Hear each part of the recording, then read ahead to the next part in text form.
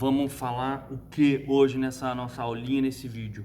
Vamos falar de decadência no direito tributário. Decadência no direito tributário, tá? Essa aula dá pra gente usar para duas coisas, óbvio.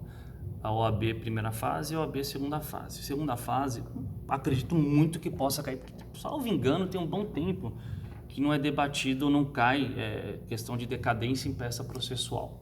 Principalmente quando o assunto é embargos. Não que não possa cair nas outras, mas decadência e embargos opa, caiu embargos, já olha diferente ali, que provavelmente tem decadência e prescrição, tá? Mas normalmente decadência.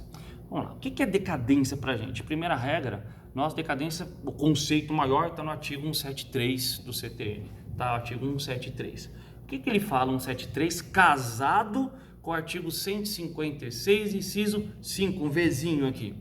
Ele fala que a decadência, se a administração ultrapassar um certo lapso temporal, se ela ultrapassar um lapso temporal, o crédito tributário vai ser extinto.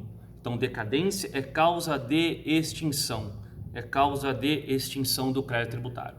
Mas o que a decadência faz na realidade?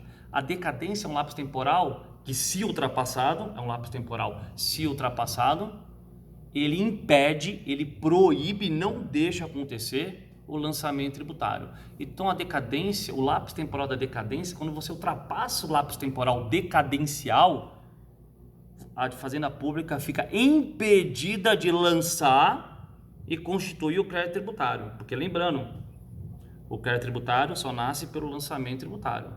Artigo 142 ao 150 do CTN. Para lançar, lançou, gera crédito. Eu estou falando que a decadência está atrás, ó, está atrás.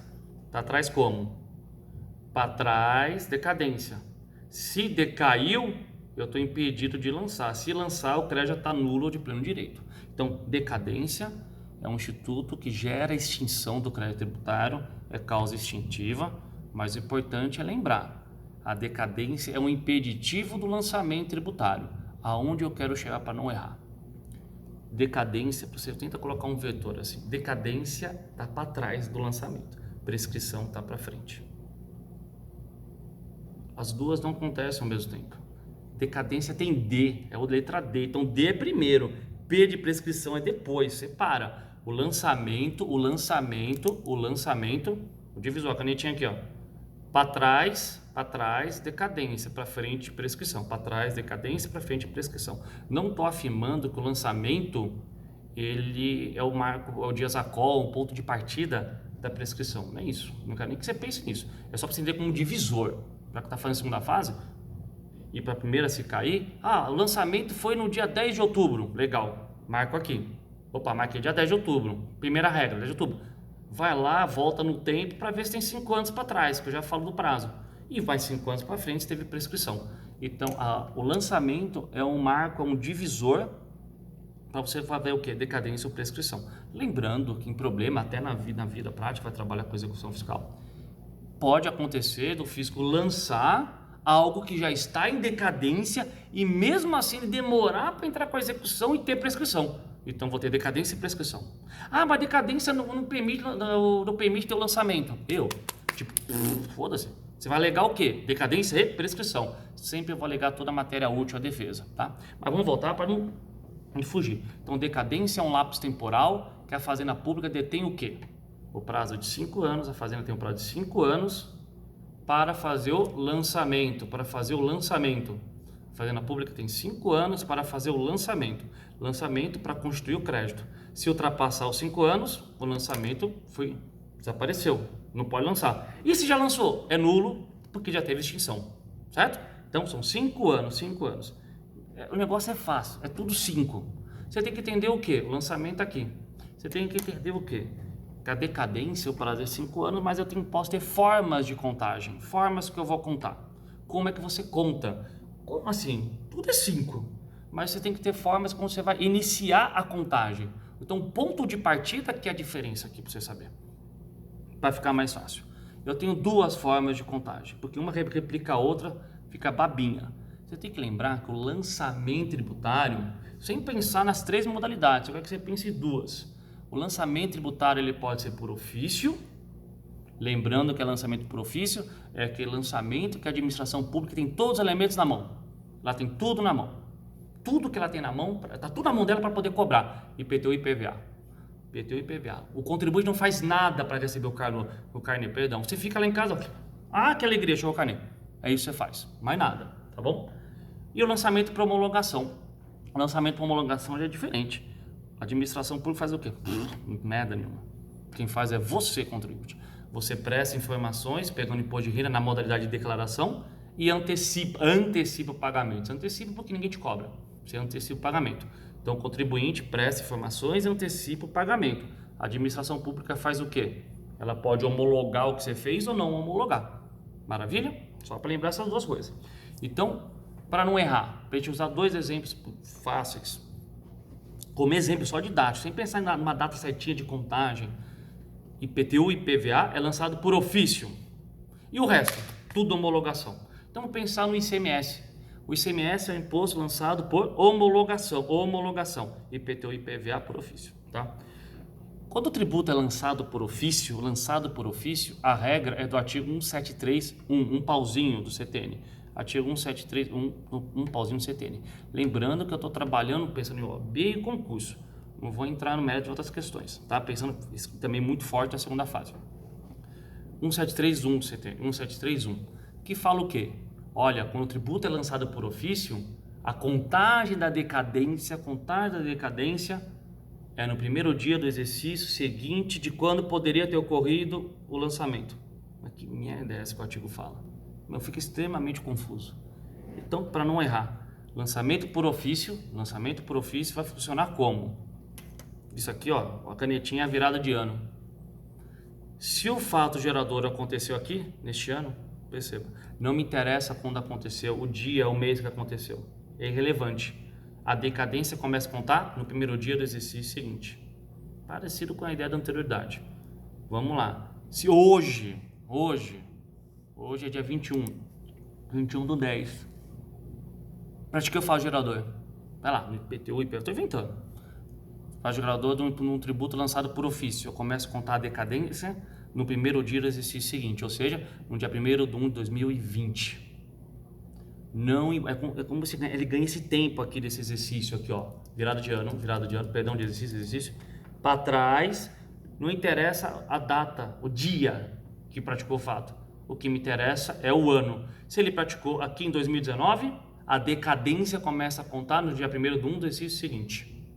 E você, beleza? E para você não errar.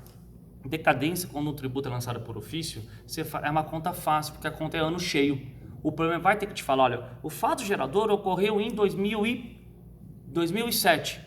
Estou um pouco me lixando o dia que aconteceu. Já me falou que o fato foi 2007. Então faça a decadência como? 2018 inteiro, ano cheio.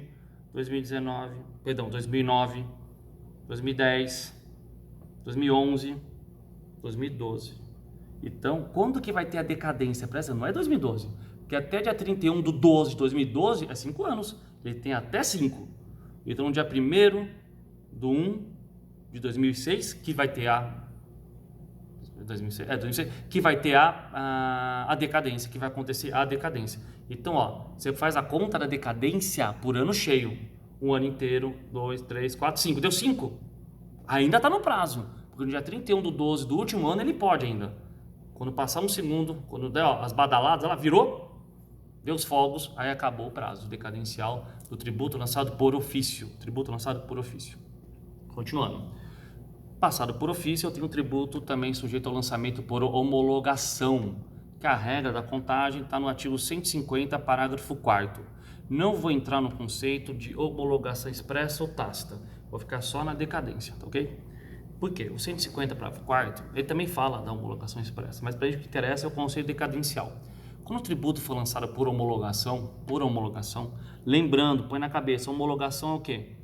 Prestar informações e antecipar o pagamento. Lembra? Tem essas duas coisas. Deixa até os dois aqui, ó. Prestar informações e antecipar o pagamento, tá? Eu tenho essas duas coisas. Como é a contagem? A contagem é da data do fato gerador. Não tem nada de virada de exercício. Então, a contagem aqui é por ano quebrado, né? Por dia quebrado. Lançamento com homologação, diferente por ofício, é importante saber o dia, mês, porque você começa a fazer a contagem do dia. Hoje, de novo, hoje é 21, 22, não lembro de cabeça, tô ruim de cabeça. Hoje é, não, dia 22. Dia 22 do 10, 22 do 10, o que vai acontecer? Hoje é 22 do 10. Hoje, prática faz gerador. Tributo lançado para homologação, começa a contar a contagem. Começa a contagem da decadência. Você não espera virar o exercício. Mas lembra, vou voltar. O que é lançamento para homologação? Vai consistir no quê? Do contribuinte fazer o quê? Prestar informações e antecipar o pagamento. O contribuinte tem que fazer essas duas coisas. Beleza? Para não confundir, se o contribuinte não fizer, porque nós temos homologação, tem que ter essas duas coisas. Se ele não o fizer, se faltar uma ou outra, vamos pegar um exemplo, ele não fez. O ICMS, o cara não prestou informações e também não pagou bodega nenhuma. Então ele não praticou o lançamento com homologação, que compete ao contribuinte, como eu falei agora há pouco. O que vai acontecer? Toda vez que faltar algum elemento para ser o lançamento por homologação, você volta a contar da decadência como se fosse por ofício. Então vamos lá. Lançamento por lançamento por homologação, ele se caracteriza quando o contribuinte antecipa e presta informações. Se ele fizer isso, da data do fato gerador, começa a contar o prazo decadencial de 5 anos. Se o contribuinte não executar o caput do artigo 150 CTN, que é o quê? Pagamento e informações. Tá? Não quero entrar em conceitos se declaração é lançamento ou não, se vai contar outra coisa, que eu faço um vídeo depois sobre isso. Vamos focar na decadência. Se o contribuinte não fizer alguma coisa aqui, ele não declarar, vou dar um exemplo, ele não declarou. Se ele não declarou, pega o imposto de renda, ele não declarou. Se ele não declarou, ele não prestou as informações, ele não seguiu a regra do lançamento por homologação. O que eu faço? Não conto da data do fato gerador, não conto da fato gerador, eu começo a contar como se fosse por ofício, no primeiro dia do exercício seguinte. Então, se analisar, eu tenho 3 formas de contagem. Vou repetir. Primeira, lançamento por ofício. Eu vou contar sempre o primeiro dia do exercício seguinte da ocorrência do fato gerador. 2. Lançamento por homologação. Prestou informações e antecipou o pagamento, eu faço a conta da decadência da onde? Da data do fato. E o lançamento por homologação de novo. Mas agora o que aconteceu? O contribuinte não prestou informações. O lançamento por homologação está incompleto. A contagem vai ser como? Não da data do fato, mas da data do primeiro dia do exercício seguinte, como se fosse lançamento por ofício. Beleza? Para fechar, lembrando, só para não esquecer, a súmula vinculante número 8, né, súmula vinculante do STF, ela simplesmente traz uma premissa que já estava lá no artigo 146, inciso 3, a linha B, que ele fala o quê, para a gente não esquecer? Que quem cuida de decadência e prescrição no direito tributário, que cuida o quê? Quem que pode falar qual é o prazo? Quem fala sobre isso no direito tributário é só a lei complementar. Então, por exemplo, você pega antigamente a lei 8.212, ela falava que o prazo de decadência é de 10 anos, mas espera aí, contribuição social é tributo. Se é tributo, o prazo decadencial dela é de quanto? 5. E não 10, é 5. 5 por quê? Porque o CTN, lembrando, o CTN é uma lei ordinária, mas com status de lei complementar. Ele tem status de lei complementar. Então quer dizer o quê? Essa lei 8.212, tanto que foi dela que baseou a súmula vinculante 8, falou que, olha, é inconstitucional. Só quem pode tratar decadência e prescrição, prazo, como funciona, contágio ou não, no direito tributário, é só a lei complementar. Então lembra essa regrinha. Só a lei complementar. Lei ordinária institui tributo, mas a decadência e prescrição, o prazo que estabelece é sempre a lei complementar. Súmula vinculante número 8. Beleza? Que na realidade ela transporta o conceito que está claro, só de você ler, no 146, 3B. Tá bom? Que já deixa claro, decadência, prescrição, contribuinte, fato, gerador, quem vai trabalhar, quem dá esses conceitos é lei complementar e não lei ordinária. Beleza? Fechou? Espero ter ajudado. Um abração.